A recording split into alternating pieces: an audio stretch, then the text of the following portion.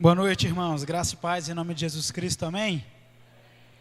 Estou muito feliz de estar aqui nessa quarta-feira. Tropa aí, ó, estou de olho, hein? O tema da nossa mensagem nessa noite, irmãos, é vamos em frente. E se você quer ir em frente rumo aos projetos de Deus para essa igreja, eu quero convidar você a orar nesse instante. Abaixe sua cabeça, vamos falar com Deus. Senhor Jesus, nós te amamos e te agradecemos por este tempo que estamos aqui reunidos como comunidade de fé. O que pedimos neste momento, Deus, é que o teu Espírito fale conosco. Portanto, Jesus, quebrante os corações que precisam ser quebrantados, fale com aqueles que precisam ser alcançados. É a minha oração no nome de Jesus. Amém. Amém? Na verdade, você precisa concordar comigo que muitas vezes a gente é o nosso maior impedimento de avançar, de conquistar, de pensar à frente, de estar à vanguarda e de realizar novos empreendimentos. O novo desperta curiosidades, mas também, na mesma proporção que desperta curiosidades, desperta um medo. A gente fica com medo do que está na nossa frente que a gente não pode ver. E ao mesmo tempo que expectativas do futuro geram coisas maravilhosas, geram também muitas dúvidas. Um negócio novo que eu vou abrir, um caminho novo que eu tenho que seguir, uma escola nova, uma faculdade nova, um curso novo, tudo gera expectativas e também gera medos. O que a gente vai encontrar pela frente, no nosso caminhar, vai depender muito do que somos. Se somos pessimistas, a gente logo vai desistir e encher o novo empreendimento de perguntas que levem esse empreendimento à ruína. Se a gente for otimista, a gente vai se alegrar e ir com tudo.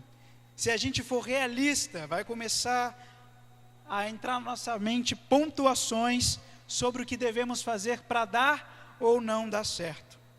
Como você já percebeu, o tema da nossa mensagem é vamos em frente. Eu convido você a acompanhar comigo a leitura do texto de Hebreus 5, de 11 a 14, e também 6, de 1 a 3.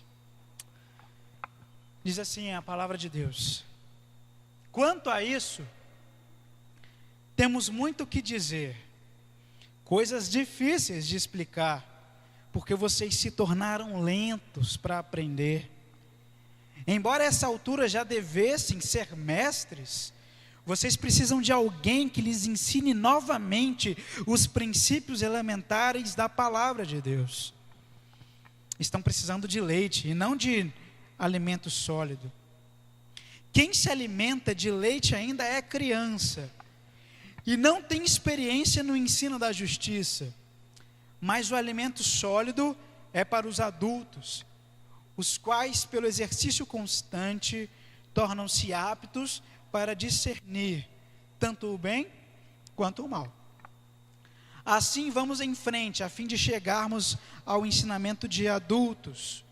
Deixando para trás as primeiras lições da mensagem de Cristo, nós não vamos colocar de novo as bases dessa mensagem, isto é, a necessidade de abandonar uma vida inútil de crer em Deus, o ensinamento a respeito do batismo e da cerimônia de pôr as mãos sobre os cristãos, e a ressurreição dos mortos e o julgamento eterno. Vamos em frente, e se Deus quiser, é isso que faremos. Antes da gente entender o que esse texto quer dizer para a gente precisa compreender como e porquê e onde foi escrita a carta de Hebreus. Essa carta, segundo alguns estudiosos, foi escrita entre 65 e 85 anos depois de Cristo. Ela é endereçada, Gabriel, pode passar. Ela é endereçada aos hebreus, ou seja, aos cristãos que eram judeus. E essa carta, se ela foi escrita mais ou menos entre 65 e 85 anos depois de Cristo, Ele tinha mais ou menos 30 anos depois da morte de Cristo, 30 anos que o evangelho estava sendo espalhado, ou seja, esses irmãos, eles, como a gente diz hoje, já eram velhos de igreja, então eles já tinham 30 anos que eles viviam o evangelho, esses cristãos judeus. E o que estava acontecendo aqui? Eles já tinham entendido as coisas básicas do cristianismo, só que um ensinamento novo estava sendo posto para eles. E como o novo é difícil de ser entendido, e às vezes a gente tem medo desse novo, alguns deles quiseram desistir, outros ficaram reclamando. E o que era esse novo? Eu quero ler com você Hebreus 5:5, diz assim: assim também Cristo não tomou para si mesmo a honra de ser grande sacerdote. Foi Deus quem lhe deu essa honra, pois lhe disse: você é o meu filho, hoje eu me tornei o seu pai. Hebreus 5:6 diz: em outro lugar das Escrituras Sagradas ele também disse: você será sacerdote para sempre, na ordem do sacerdócio de Melquisedeque. Tem uma coisa nova aí. Primeiro, sacerdote para os hebreus tinham que vir da linhagem de Levi, os levitas. Segundo os hebreus, só podia ser sacerdote quem era levita, da tribo de Levi. E você, bem como eu, sabemos que Jesus era de que tribo? Da tribo de Judá. Tínhamos um problema que precisava ser resolvido. E qual era esse grande problema? Uma coisa nova que estava posto: Jesus é o grande sacerdote. Eles não estavam conseguindo compreender essa novidade, porque isso era muito complicado para eles. E então, o texto nos fala que Jesus é sacerdote na ordem de Melquisedeque. E se você for pesquisar na Bíblia, existe apenas um pequeno trecho da Bíblia que fala sobre esse rapaz chamado Melquisedeque. Está registrado em Gênesis 14, 18 a 28. Quem é esse rapaz? Você vai descobrir comigo. Vamos esperar. Diz assim a palavra de Deus: Melquisedeque, que era rei de Salém, sacerdote do Deus Altíssimo, trouxe pão e vinho. Melquisedeque abençoou Abraão, dizendo: Abraão seja abençoado pelo Deus Altíssimo que criou o céu e a terra. Seja louvado o Deus Altíssimo que entregou os inimigos de vocês nas suas mãos. Aí Abraão deu a Melquisedeque a 10ª parte de tudo que havia trazido de volta. Complicou geral a cabeça dos irmãos lá, que eram judeus, cristãos. Porque para eles, sacerdote era de uma tribo só. Jesus não era daquela tribo. Eles já tinham entendido que Jesus era o Salvador, o Messias. Eles já tinham entendido o poder salvador. Isso aqui era uma novidade. Grande sacerdote, o que é isso? Por quê? E aí o texto nos leva a um rapaz chamado Melquisedeque, que foi sacerdote de Abraão. Ou seja, antes de tudo, antes até da formação do povo, antes até da lei ser estabelecida lá no Monte Sinai, antes de tudo.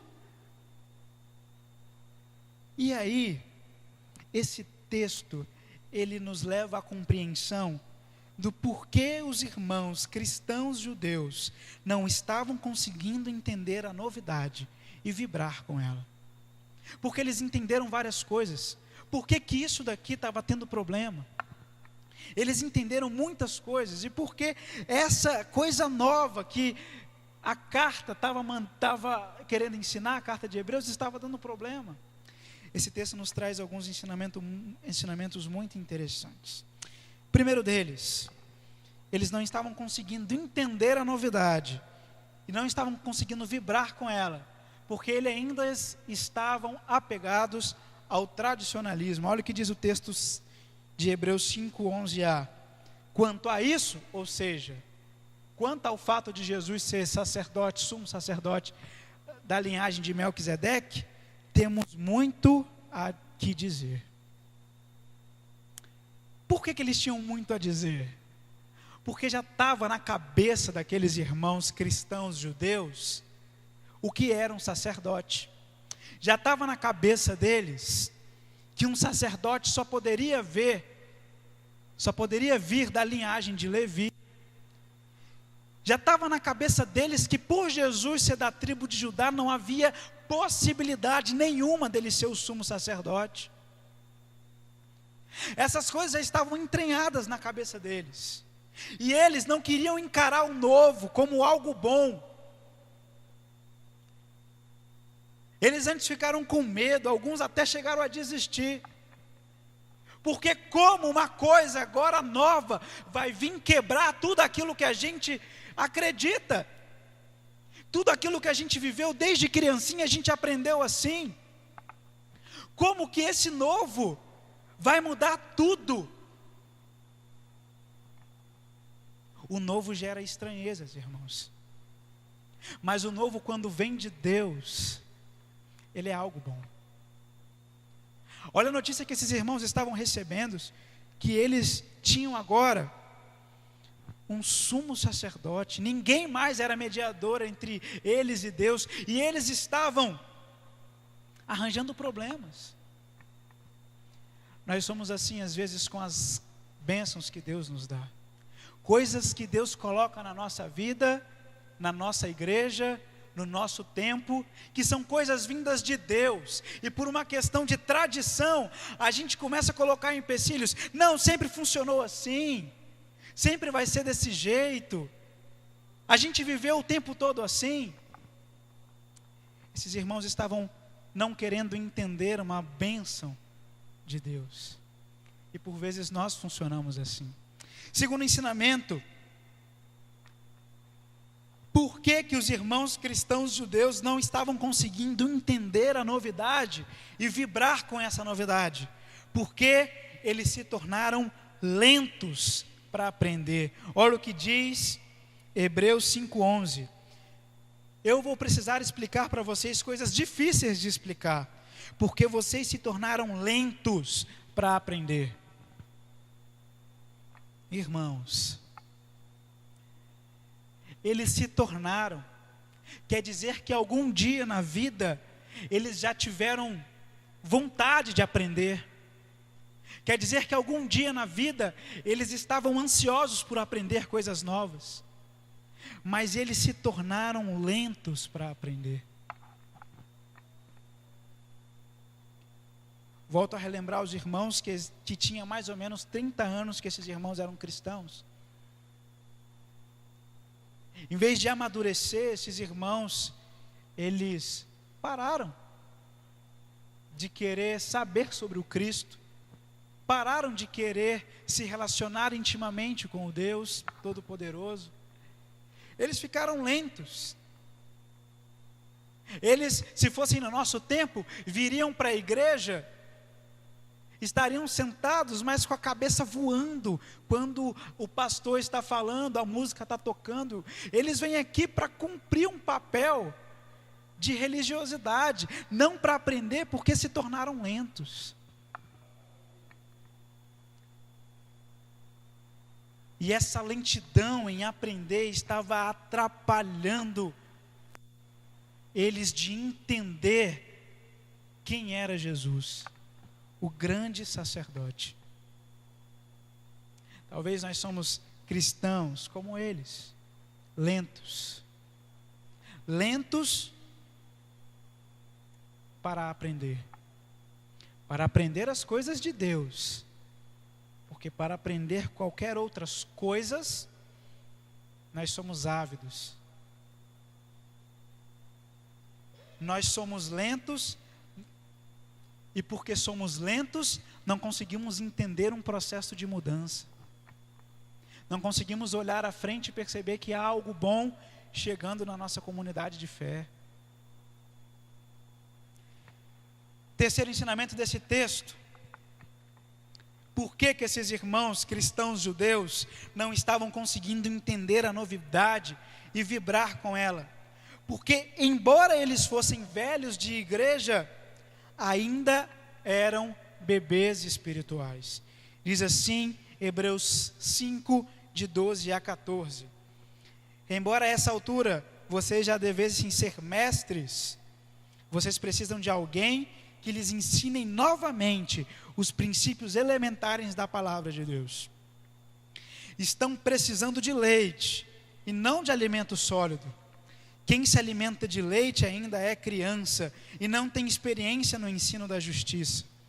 Mas o alimento sólido é para os adultos, os quais, pelo exercício constante, tornam-se aptos para discernir tanto o bem quanto o mal. Por que esses irmãos não conseguiram discernir logo que essa notícia era uma boa notícia? Porque eles eram bebês espirituais. E sobre bebês eu queria ler e pedir que você preste bastante atenção num texto que é intitulado Eu Amo Bebês. Presta atenção, é muito interessante.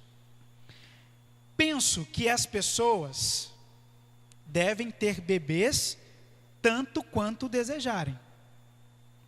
É deliciosa e agradável a experiência de ver bebês crescendo, passando pelas diferentes fases da infância, adolescência, juventude e finalmente chegando à fase adulta. Mas você e eu sabemos que algumas coisas a respeito de bebês,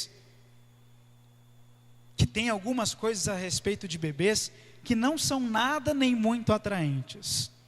Nós suportamos essas coisas porque elas provêm de crianças, elas provêm de bebês.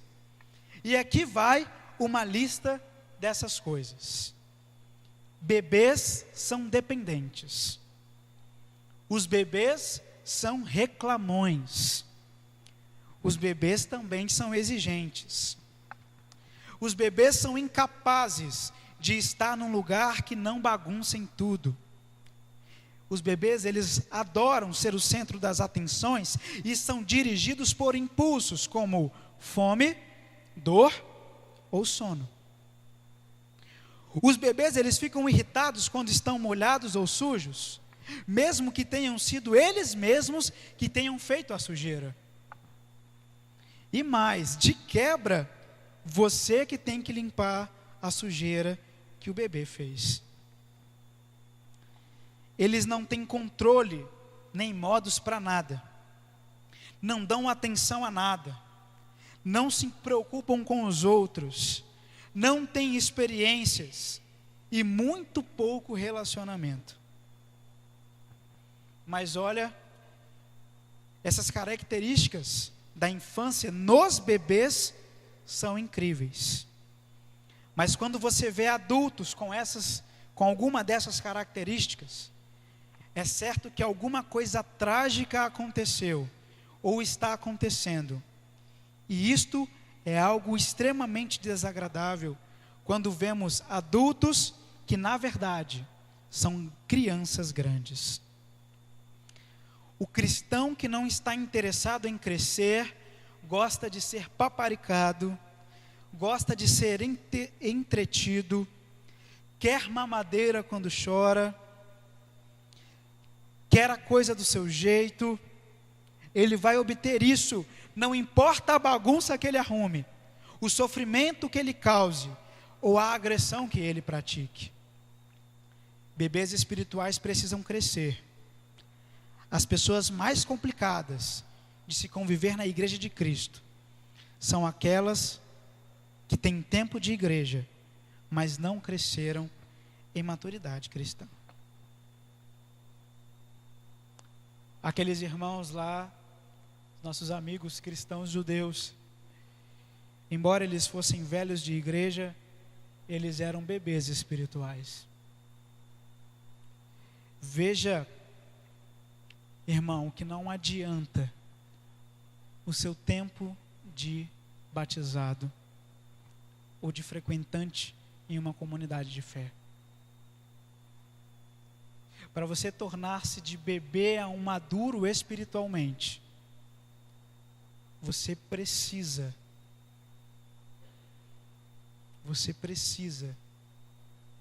começar a compreender que isso é um processo e ir atrás desse processo.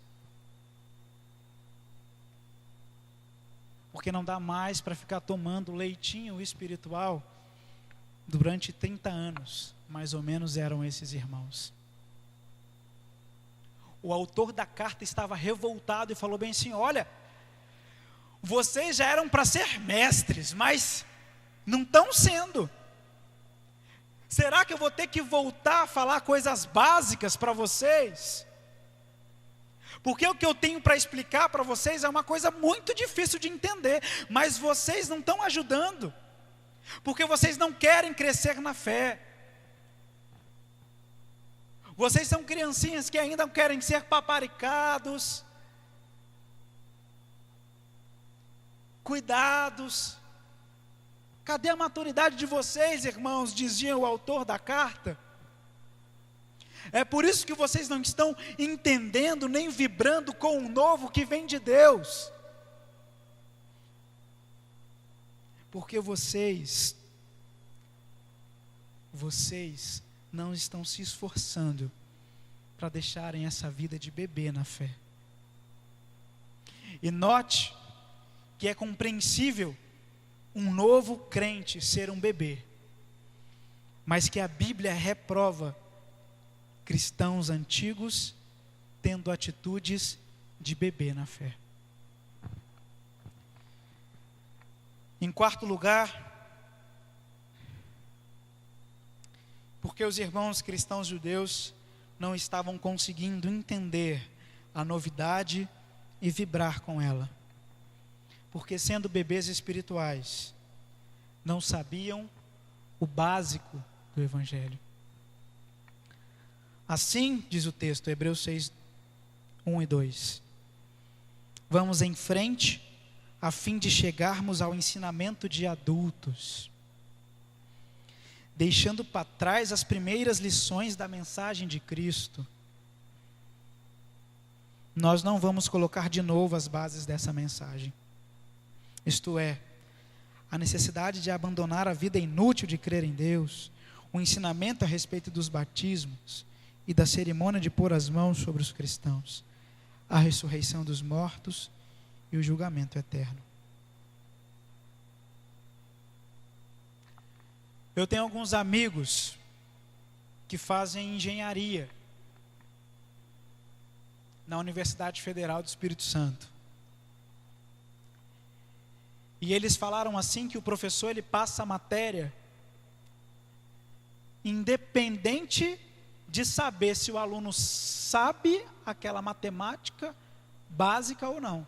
Porque para o professor, para o aluno ter chegado ali, ele tem que saber a matemática básica.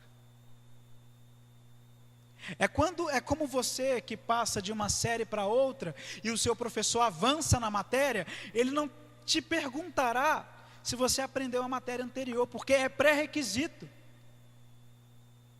Se você está numa série avançada, para você estar nessa série avançada, é pré-requisito que você saiba a matéria da série anterior. Mas parece que alguns cristãos querem ficar somente na matéria anterior. Não querem crescer. Não querem amadurecer. Esses irmãos não sabiam o básico do Evangelho. E o autor foi enfático, falando bem assim: olha, a gente precisa avançar, a gente precisa ir em frente, a fim de chegarmos aos ensinamentos de adultos. E digo mais, nós não vamos ficar voltando aos ensinamentos básicos, às primeiras lições.